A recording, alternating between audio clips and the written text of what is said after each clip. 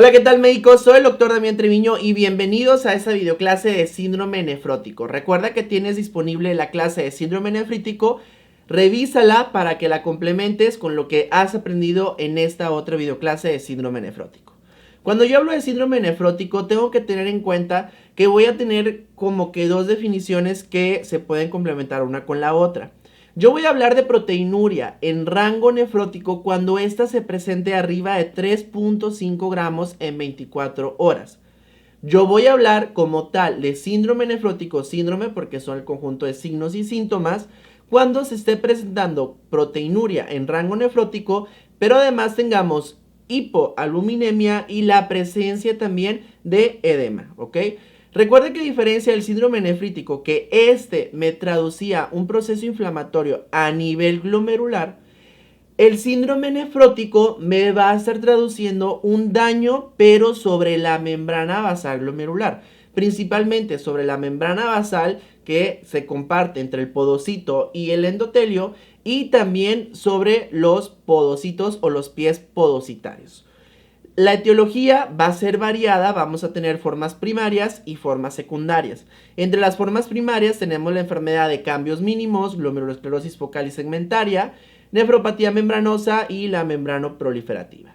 En las secundarias tendremos la nefropatía diabética, que es la más común de todas, la secundaria a amiloide, que puede ser asociada con mieloma múltiple, AL, o puede ser relacionada a alguna otra enfermedad inflamatoria crónica, que sería AA. Recuerde que la nefritis lúpica se puede manifestar tanto como un síndrome nefrítico, pero también se puede manifestar como un síndrome nefrótico. Su proceso fisiopatológico se va a estar traduciendo con un daño en la membrana basal. Este esquema que tú estés revisando, vamos a ver cómo se encuentra el glomérulo normal, ¿no? Ese es un glomérulo sano y todo esto que vemos aquí, pues son las partes de la membrana basal glomerular. Ok, ve cómo se encuentran los podocitos con sus pies, la membrana basal en celeste y nuestro endotelio. El síndrome nefrótico se va a caracterizar porque tenemos un daño a nivel podocitario con la presencia de fusión y pérdida de la capacidad de filtración sobre este sitio. A esto se le va a estar sumando que tendremos un cambio en cuestión de la polaridad de la membrana basal. Tendremos una pérdida de la carga negativa de la membrana basal glomerular, va a ser más positiva, y esto me va a condicionar que ciertas proteínas que se veían favorecidas a que con la carga negativa no pasaran a través de la membrana, pues se pierda esta cualidad y estén pasando a través de esta membrana defectuosa. El mecanismo va a depender, el proceso fisiopatológico, de varias causas. Si hablamos de enfermedad de cambios mínimos, que es una etiología, pues nosotros tenemos un daño podocitario que es mediado por citocinas. Una glomerulosclerosis focal o segmentaria, tenemos esclerosis del glomérulo y por ende destrucción de los podocitos y de la membrana basal. La nefropatía membranosa se relaciona con anticuerpos contra receptores antifosfolipasa 2 y la amiloide por depósito de amiloide en el glomérulo, expansión mesangial, y con esto esclerosis a nivel glomerular. No es ocular, es glomerular. Y el proceso de nefritis lúpica tú lo vas a poder revisar en la videoclase correspondiente, y el proceso de nefropatía diabética también lo vas a poder revisar en su videoclase correspondiente. Vamos a ver que cuando yo tengo un daño por cualquier mecanismo de los que ya estuvimos revisando en las diapositivas previas, cuando yo tengo un daño estructural voy a tener dos situaciones: un daño podocitario y la fusión de este, y además una pérdida de la carga negativa de la membrana basal glomerular. Cuando nosotros tenemos un daño podocitario, tenemos pérdida de una proteinuria no selectiva, tenemos pérdida de proteínas, ¿ok? ¿Cuál? La que quepa. Si el daño es pequeño, pues son proteínas pequeñas. Si el daño es importante y la función de los podocitos es importante, entonces tendremos un daño grande y van a estar pasando proteínas grandes. Cuando tenemos una pérdida de la carga negativa, vamos a perder esa capacidad de selectividad de las proteínas para que no ingresen dentro del glomérulo, o sea, que se vayan hacia los túbulos. Cuando tenemos esto, principalmente perdemos albúmina.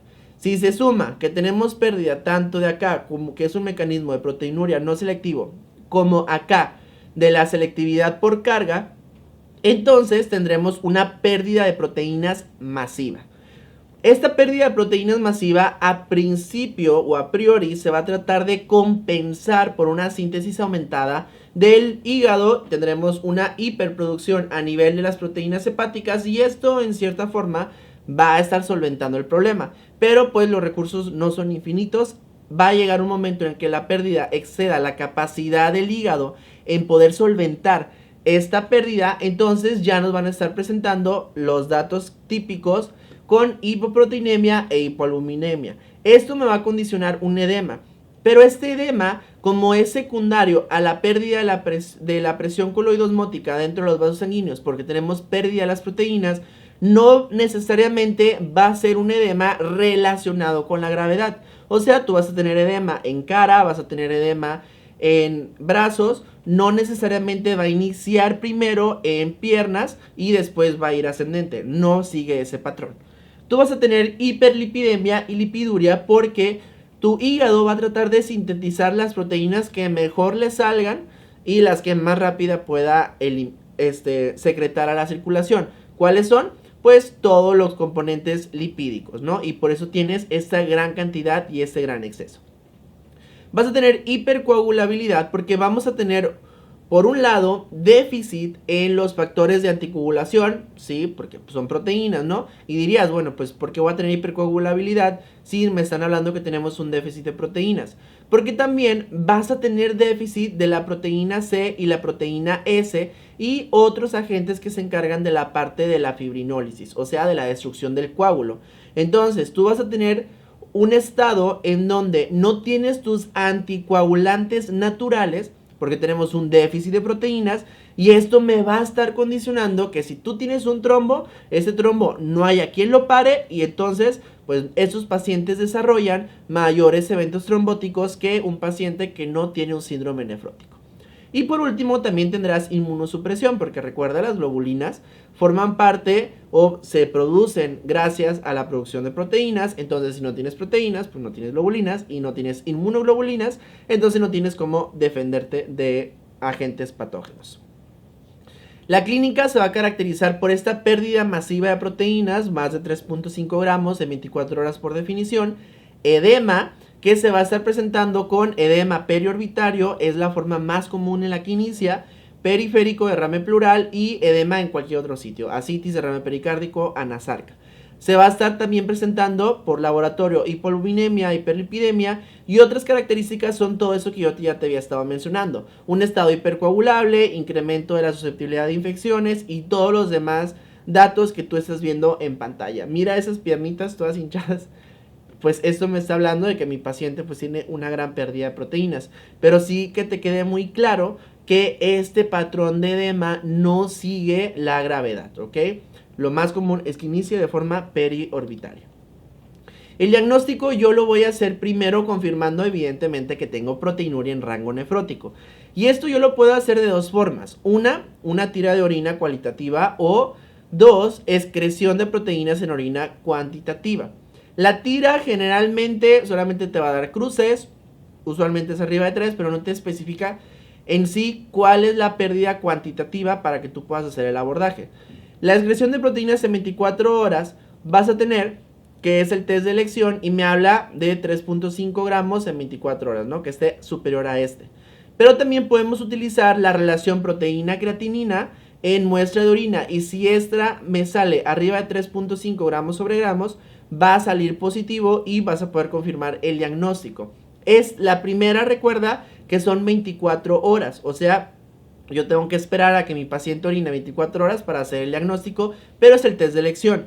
La segunda es una muestra de orina al azar y realmente no ha demostrado inferioridad para hacer el abordaje diagnóstico de los pacientes, por lo que se recomienda cualquiera de las dos, siendo la elección la primera, como lo estás viendo aquí en pantalla. El urioanálisis, así, si ya viste la videoclase de síndrome nefrítico, allá tienen su sedimento nefrítico, pues aquí tenemos el sedimento nefrótico. Ese se caracteriza por lipiduria, cilindros grasos con cruz de Maltasa, cuando los vemos en la luz polarizada, cilindros de células epiteliales, hematuria con acantocitosis y o cilindros de glóbulos rojos, ¿ok? Esto, cuando se presenta la hematuria o los cilindros o la acantocitosis, me puede estar hablando que tenemos una glomerulonefritis concomitante o inclusive que tenemos a mi paciente en ese espectro que platicábamos del síndrome nefrítico y síndrome nefrótico, o sea, el síndrome mixto. Los laboratorios voy a tener disminución en cuanto a las proteínas, ya habíamos dicho, a los factores de coagulación, pero también tendremos elevación del fibrinógeno y el dímero D porque no existe quien los desintegre.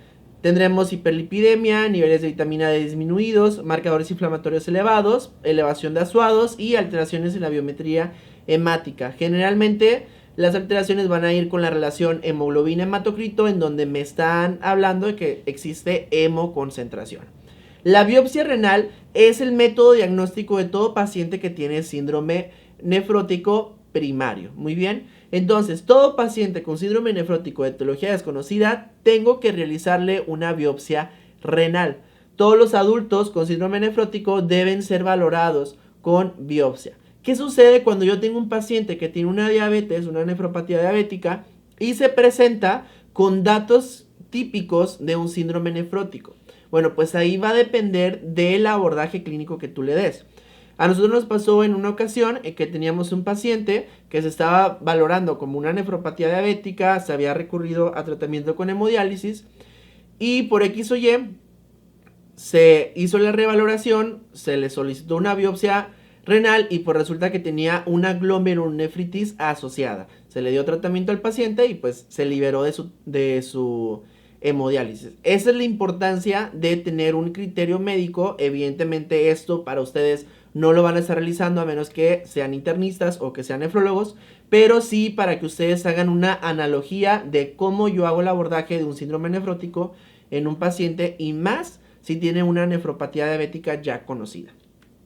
El tratamiento va a ir encaminado hacia los malestares clínicos que me están ocurriendo en mi paciente. O sea, si yo tengo edema, tengo que darle restricción de líquidos, diuréticos, restricción de sodio y entre los diuréticos, primera línea diuréticos de ASA, segunda antiácidas. Hay que considerar si ponerle o no albúmina. Ustedes quédense de que la albúmina puede ser una indicación porque si ustedes buscan, existen muchos que están a favor y muchos que están en contra del uso de albúmina, más que nada por el precio. Si mi paciente tiene proteinuria, ofrezco YECA u ARA2 para tratar de disminuir la proteinuria y además tener en cuenta que esos pacientes pueden tener lesión renal aguda y estos medicamentos me pueden exacerbar, pueden tener hipercalemia que también me pueden exacerbar la hipercalemia y en esos pacientes tal vez sí sea bueno tener una precaución cuando yo le administro esos medicamentos. También recuerda que les puedes ofrecer espironolactona a esos pacientes teniendo en consideración los efectos adversos de este medicamento. En las dislipidemias tengo que dar una buena estatina de alta intensidad, atorvastatina o rosuvastatina. Y en los estados de hipercoagulabilidad se recomienda el uso ya sea de warfarina o de heparinas no fraccionadas o fraccionada. No se ha evidenciado todavía la utilidad de los anticoagulantes directos para la prevención de trombosis en los pacientes que tienen síndrome nefrótico. No que no sean buenos o no que tú en la práctica clínica no los puedas utilizar fuera de etiqueta. La cuestión es que no se ha evidenciado si se pueden o no se pueden recomendar. Entonces, para fines del ENARM, te vas a quedar con heparina no fraccionada o enoxaparina o heparinas, no fraccionadas y heparinas de bajo peso molecular como la enoxaparina y la warfarina manteniendo un INR de 2 a 3. Y ya por último, todos los procesos infecciosos relacionados al síndrome nefrótico, pues los podemos evitar, al menos estos dos, con vacunación contra neumococo y contra influenza. Muy bien, eso ha sido todo por la videoclase, espero te haya gustado. Recuerda revisar el tema de síndrome nefrítico, lesión renal aguda, glomerulonefritis, vaya, todos los demás temas que tenemos de nefrología. Tú puedes acceder a ellos si nos estás viendo por YouTube a través de esta liga de Patreon, www.patreon.com/redmedicablog, en donde podrás acceder únicamente a las videoclases o participar con nosotros en algún curso o taller que estemos desarrollando en esos momentos. Si te ha gustado, no olvides regalarnos un like, suscribirte a nuestro canal y activar las notificaciones para que te aparezcan más videos como este. Y bueno, déjame tus dudas en los comentarios y nos estaremos viendo en otra ocasión. Que tengan un excelente día. Saludos.